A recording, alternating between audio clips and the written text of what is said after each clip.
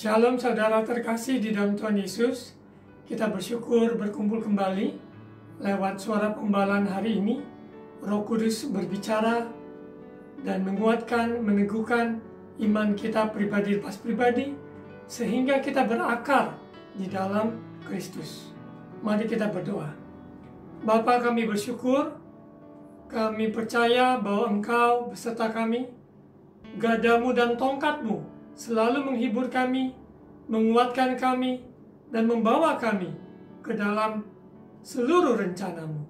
Terima kasih Allah Roh Kudus, urapi hambamu, urapi umat jemaatmu, supaya kami semua menjadi pelaku firman Tuhan. Berakar di dalam Kristus. Dalam nama Yesus. Amin.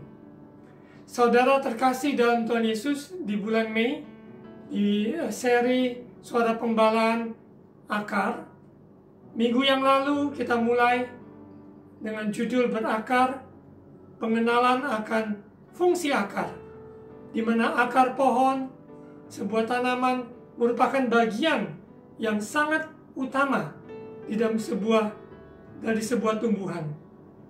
Dan peranan ini sangat penting untuk pertumbuhan dari tanaman tersebut. Dan fungsi akar yang kita ketahui adalah sebagai penopang, fungsi utamanya adalah penopang menjaga agar sebuah tanaman berdiri dengan kokoh di atas tanah. Dan masih ada lagi fungsi penyimpanan cadangan air, pengangkut air dan zat-zat makanan sebagai alat respirasi, pernafasan, bahkan untuk sebagai alat reproduksi vegetatif, cadangan zat makanan. Begitu pentingnya fungsi akar bagi sebuah tanaman, begitu pula kehidupan kita di dalam Kristus. Kalau kita berakar di dalam Kristus, apa artinya? Berakar di dalam Kristus berarti kita memiliki karakter seperti Kristus. Judul dari suara pembalaan hari ini berjudul Berkarakter Kristus. Kita lihat di screen quote dari hambanya, Reverend Billy Graham. Karakter.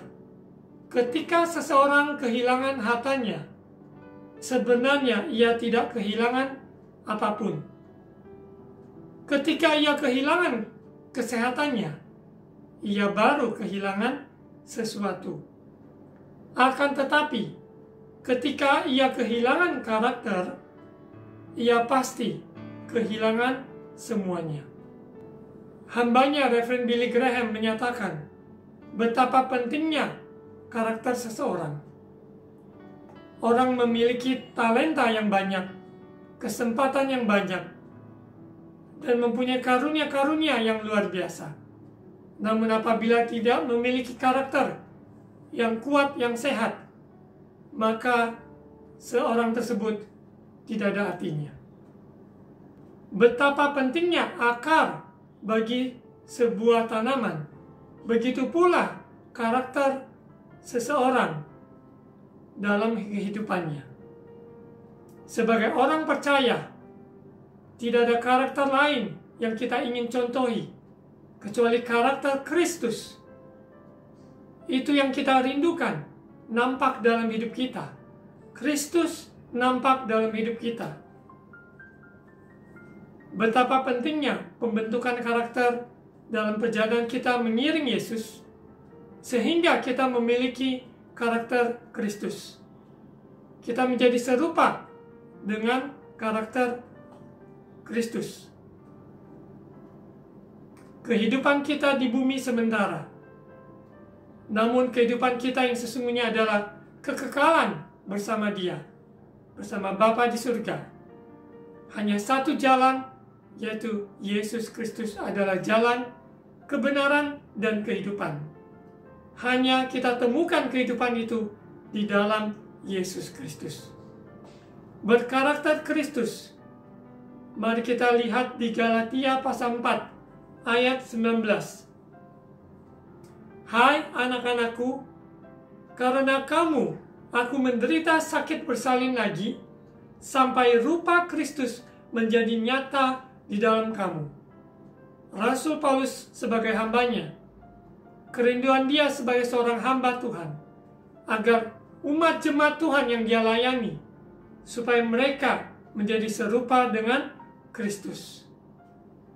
Rupa Kristus nyata di dalam kehidupan setiap umat Tuhan.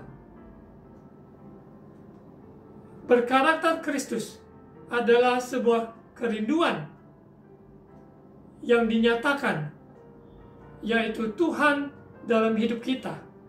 Kristus nampak di dalam hidup kita oleh orang sekitar kita, karena karakter itu tidak bisa kita tutup. Ketika kita mengenal seseorang, hari demi hari, waktu demi waktu, akan menguji dan terlihat karakter kita yang sesungguhnya. Apabila kita memiliki karakter Kristus, maka kita menjadi berkat dengan tutur kata, perbuatan kita, hasil karya yang kita lakukan, dari pekerjaan kita, pelayanan kita, akan menjadi berkat buat sesama kita.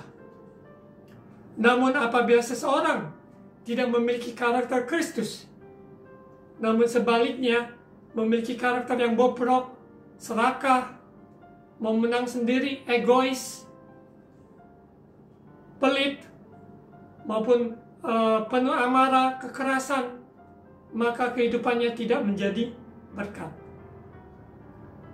Menjadi seperti Kristus, sehingga rupa Kristus nyata di dalam kehidupan kita, tentunya tidak mudah, karena kita manusia yang masih mempunyai daging, mempunyai kemauan keegoisan sendiri. Namun apabila kita mau belajar mengikuti teladan Yesus yang sempurna, kita percaya Roh Kudus menolong kita, memampukan kita untuk meneladani Kristus, sehingga karakter Kristus nampak menjadi nyata di dalam hidup orang percaya. Orang tidak mengenal Kristus yang mereka tidak lihat, namun mereka mengenal Kristus yang nampak di dalam hidup saudara dan saya. Sehari-hari kita, perkataan, perbuatan, kehidupan kita mencerminkan Kristus yang kita percayai, Kristus yang hidup di dalam hidup kita, Kristus yang telah mati bagi kita, Kristus yang telah bangkit dan nyata dalam hidup kita, sehingga kita menang atas dosa, menang atas karakter yang bobrok, menang atas kedagingan kita.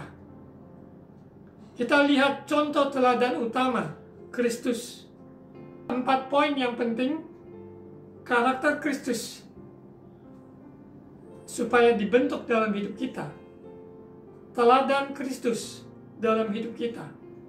Yang pertama, kita meneladani contoh kerendahan hati Kristus.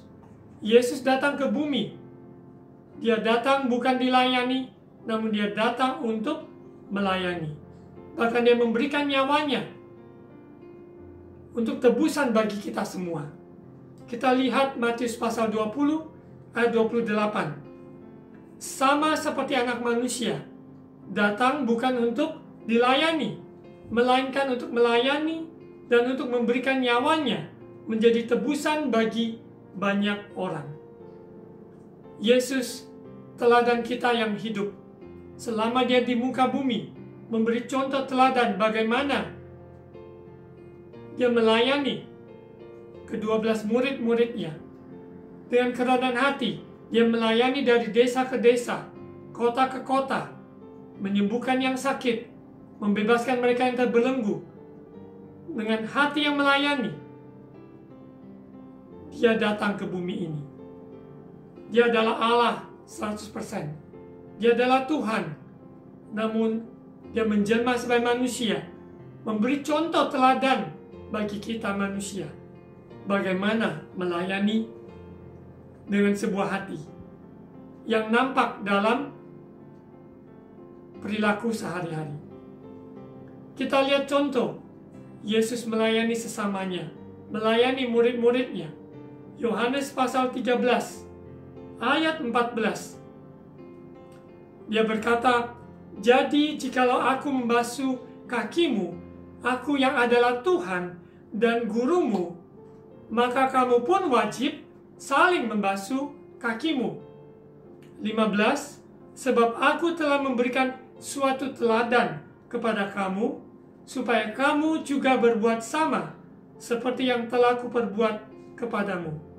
Ajaran yang paling berhasil sempurna adalah ketika seseorang yang mengajarnya, dia dapat menjadi teladan bagi orang-orang yang dia bimbing ataupun dia ajar. Kita sebagai orang percaya, kita memuridkan seseorang yang Tuhan taruhkan dalam hidup kita. Kunci yang paling utama adalah meneladani teladan Yesus. Kita menjadi teladan bagi orang-orang yang kita bimbing, yang kita arahkan. Kehidupan kita adalah saksi yang hidup 24 jam. Dari percakapan kita, status postingan kita, apapun yang kita perbuat, itu nampak. Kita adalah surat terbuka. Yesus telah memberi contoh kerendahan hati, yaitu melayani, bukan dilayani. Lanjut di poin yang kedua, teladan Yesus, sehingga kita berkarakter Kristus. Kita meneladani Yesus. Poin yang kedua, ketaatan Yesus. Kita lihat dia memilih untuk menundukkan kehendaknya kepada kehendak Bapa. Ketaatan berbicara tentang penundukan diri. Bukan aku lagi, namun Kristus yang hidup dalamku. Yesus selama di muka bumi memberikan contoh teladan. Dia taat, bahkan sampai mati di kayu salib, untuk menggenapi kehendak Bapa di surga. Dia datang diutus ke bumi untuk menebus umat manusia. Penundukan diri adalah sebuah kemenangan bagi orang percaya. Penundukan diri kepada kehendak Bapa di surga. Yesus memberikan contoh seperti doanya di Taman Getsemani. Kita lihat di Lukas pasal 22 ayat 42. Ketaatan sampai mati, di mana Yesus menundukkan kehendaknya. Lukas 22 ayat 42. Ya Bapakku, jikalau engkau mau, ambillah cawan ini daripadaku. Tetapi bukanlah kehendakku, melainkan kehendakmu-lah yang terjadi.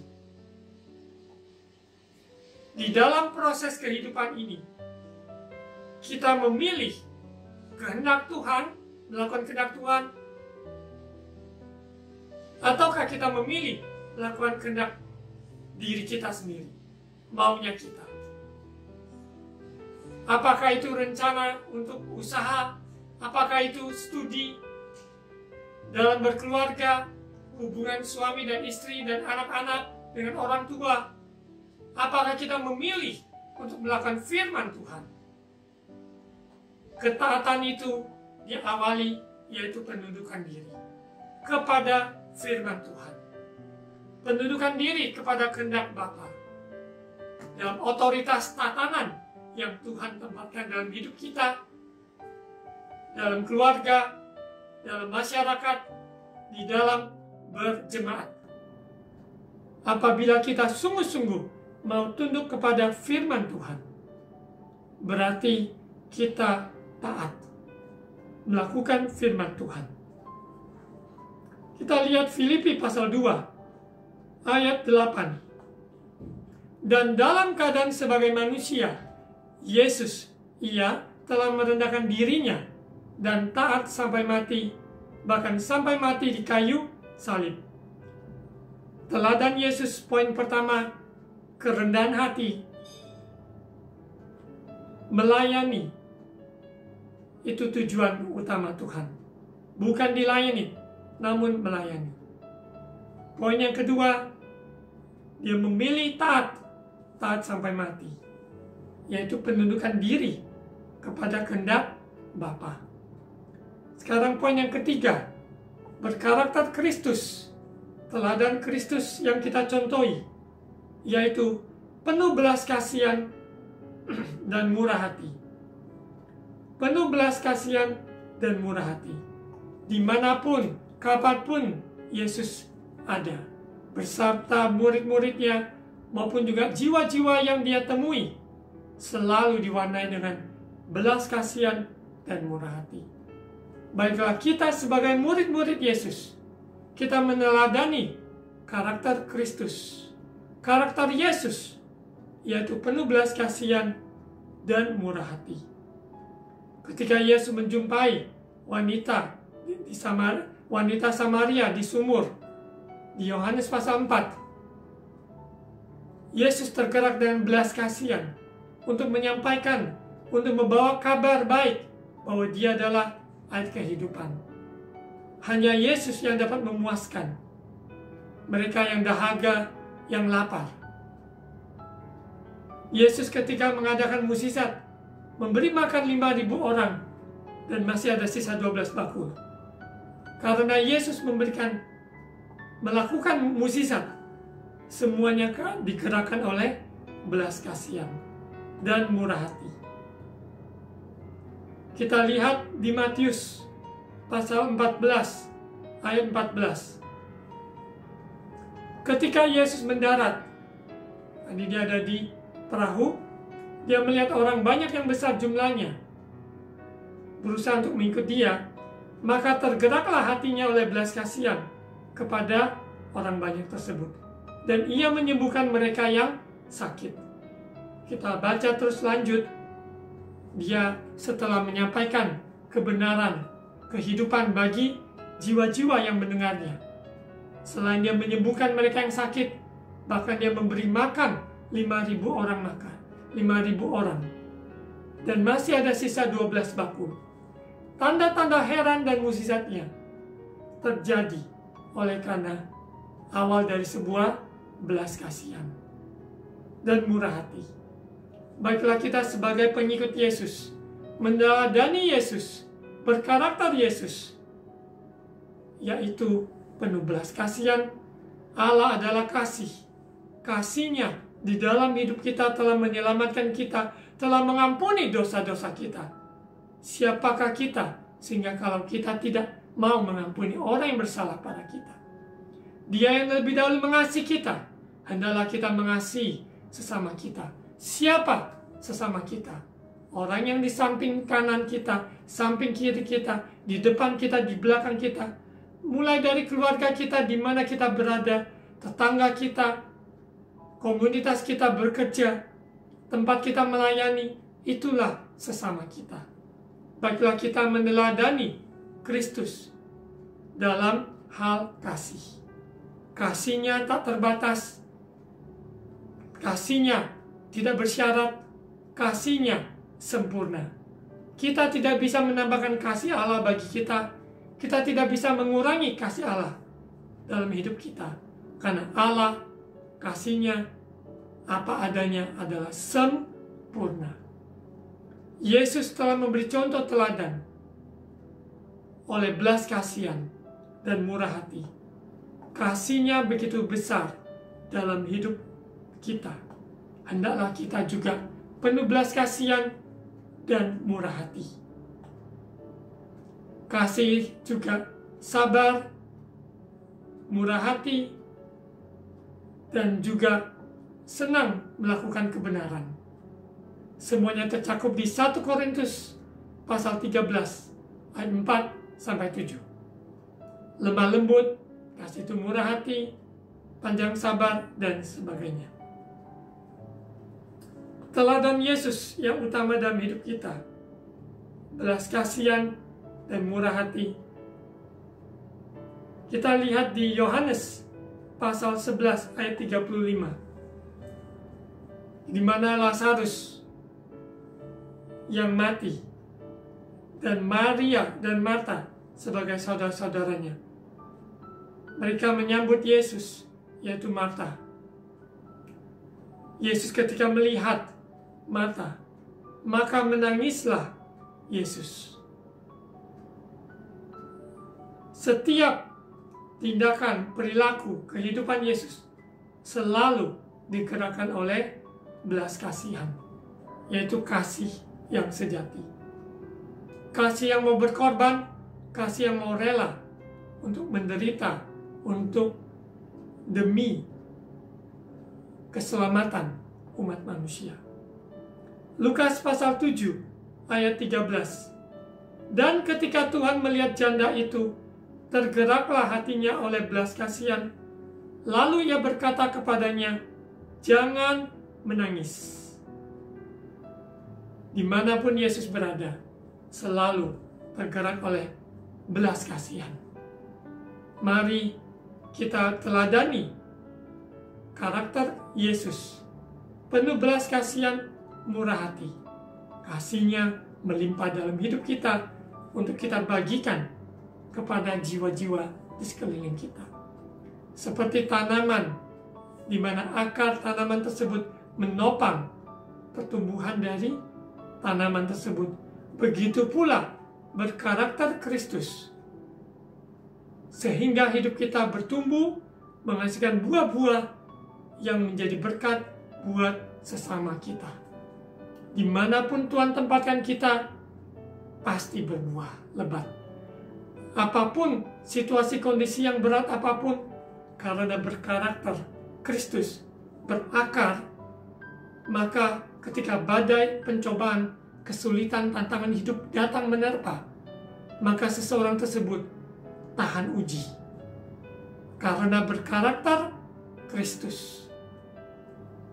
Orang yang berkarakter Kristus, dia kuat, dia penuh bijaksana, dan sungguh-sungguh ada wibawa surgawi dalam hidupnya. Masuk di dalam poin keempat, teladan Kristus, tegas dalam hal kebenaran. Apa yang memang benar, keliru, salah, dosa, katakan dosa. Kita tidak tutupkan dosa, menggantikan dengan nama lain. Dosa adalah pelanggaran.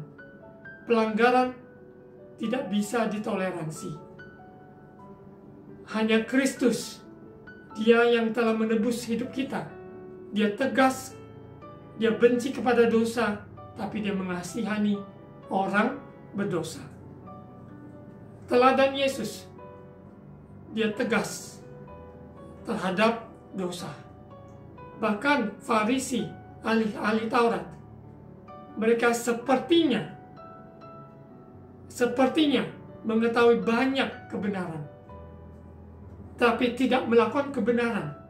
Yesus tentang habis-habisan.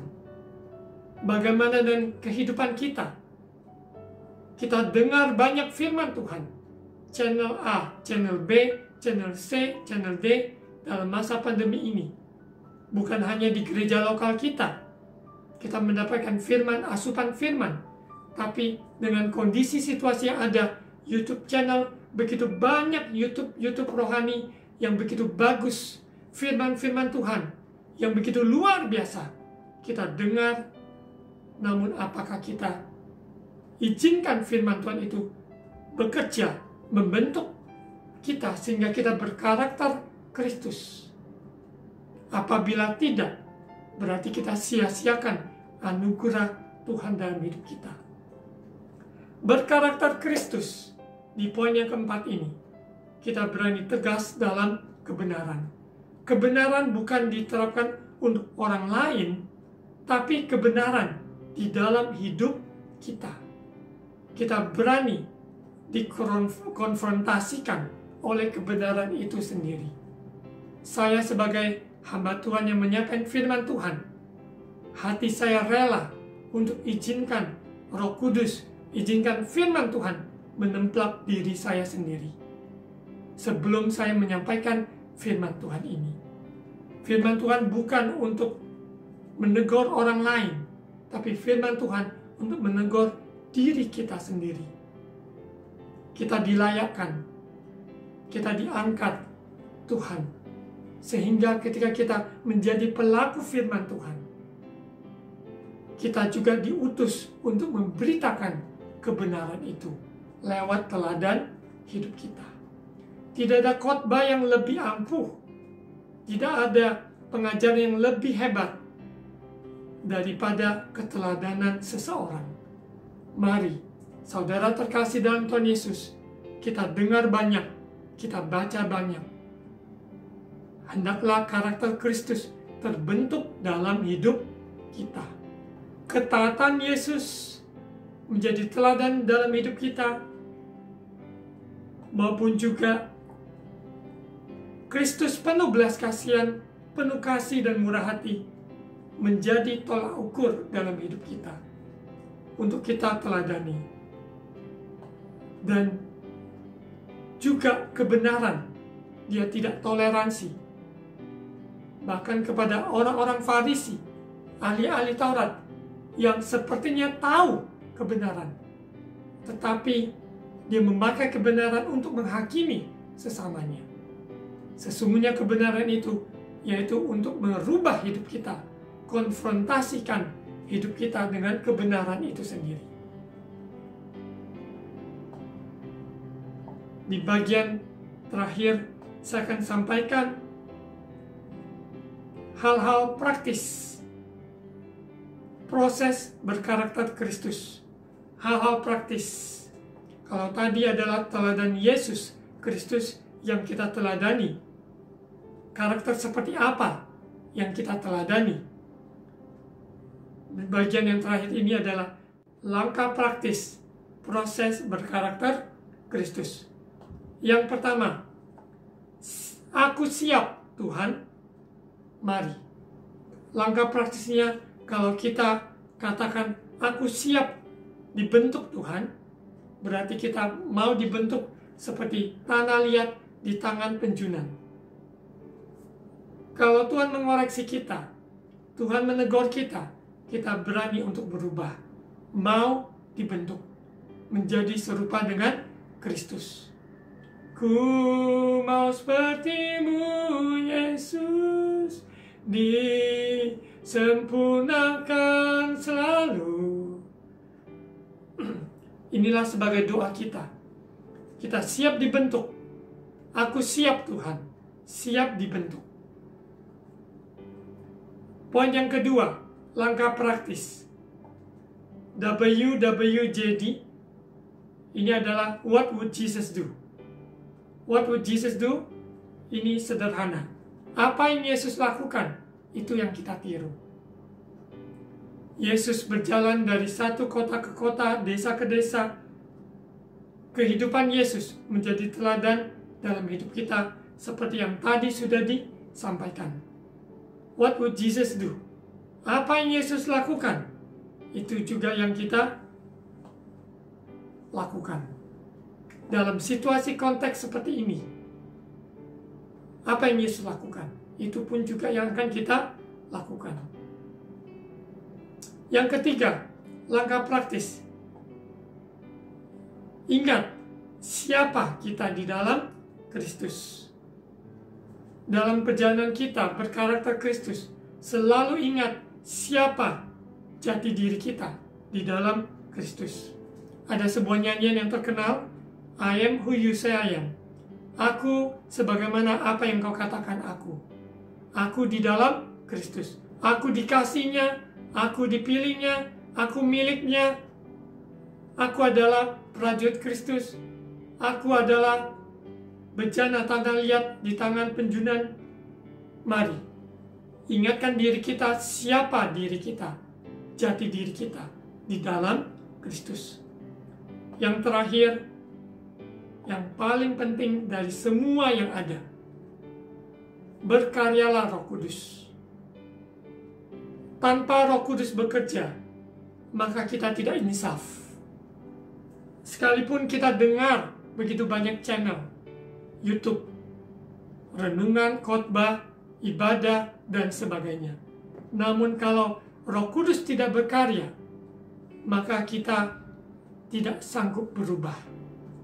Roh Kudus berkarya menginsafkan kita, menuntun kita, membimbing kita, mengarahkan kita kepada kehendak Bapa. Sehingga firman Tuhan yang kita baca hidup dalam hidup kita.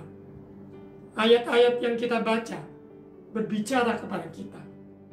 Mari saudara terkasih dalam Tuhan Yesus, dalam seri akar, kita sungguh-sungguh belajar berakar. Dan berakar yang sesungguhnya yaitu berkarakter Kristus. Kita baca ulang ayat utama di dalam Suara Pembalaan hari ini. Kita baca ulang Galatia 4 ayat 19. Hai anak-anakku, karena kamu, aku menderita sakit bersalin lagi, sampai rupa Kristus menjadi nyata di dalam kamu. Berakar, yaitu berkarakter Kristus, nyata dalam hidup orang percaya. Ketika karakter Kristus nyata dalam hidup kita, maka sesama kita, keluarga kita dapat menikmati buah-buah dari kehidupan kita karena berkarakter Kristus. Kita undang Roh Kudus menolong kita. Mari kita tutup dalam doa. Roh Kudus, penolong kami, Engkau yang menginsafkan kami dengar banyak firman Tuhan. Namun, apakah kami sudah memiliki karakter Kristus? Mari Roh Kudus tolong kami. Kami mau, kami siap dibentuk. Kami izinkan Kau berkarya bekerja, menjadikan kami indah sesuai dengan pandangan-Mu. Terima kasih Bapa. Ingatkan kami siapa diri kami di dalam Kristus. Sehingga di dalam perjalanan kami tidak goyah, namun percaya. Kami sungguh rindu berkarakter Kristus, berarti meneladani Yesus dalam perkataan, dalam perbuatan. Ajari kami Bapa, ketaatan, kerendahan hati, maupun juga penuh kasih, yaitu belas kasihan dan murah hati, dan berani menegakkan kebenaran dalam hidup kami pribadi. Terima kasih ya Bapa. Terima kasih Tuhan Yesus. Terima kasih Roh Kudus. Tolong kami semua menjadi pelaku firman-Mu, sehingga kami berkarakter Kristus. Dalam nama Yesus. Saudara terkasih dalam Tuhan Yesus, mari angkat kedua tangan. Terima ucapan berkat imam. Tuhan memberkati engkau dan melindungi engkau. Tuhan menyinari engkau dengan wajah-Nya dan memberi engkau kasih karunia. Tuhan menghadapkan wajah-Nya kepadamu dan memberi engkau damai sejahtera. Terimalah berkat kasih karunia dari Allah Bapa, cinta kasih dari Tuhan kita Yesus Kristus yang sempurna, persekutuan dan Allah Roh Kudus menyertai kita sekarang sampai Maranatha, Yesus datang kembali. Di dalam nama Tuhan Yesus, amin.